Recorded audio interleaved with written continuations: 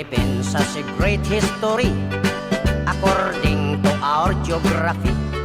Manila is the capital city, dating queen from the other country.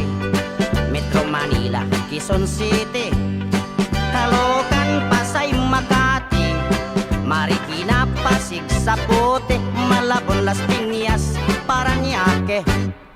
From the north, Batanes, Apare, Ilocos Sur, Ilocos Norte, Isabela, Cagayan Valley, Mountain Province, La Union, Baguio City, Nueva Ecija, Nueva Vizcaya, Tarlac, Pangasinan, Pampanga, Zambales, Bataan, Abra, Bulacan, Cavite, Batangas, Laguna. Now let's go to the southern Luzon, Camarines Norte, Quezon, Albay, Camarines Sur, Catanduanes, Masbate, Sorsogon. And we are 3 islands more, Mindoro, Marinduque, Romblon. Then down to Visayan shore, Fimosa, fish, sugar, coconut, and corn. Cebu, Mactan, Mandaue,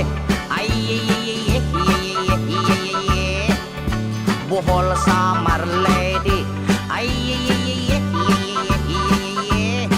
Iloilo, Capiz, Aklan, Antique, Palawan, Negros, Bacolod, Siquijor, Dumaguete.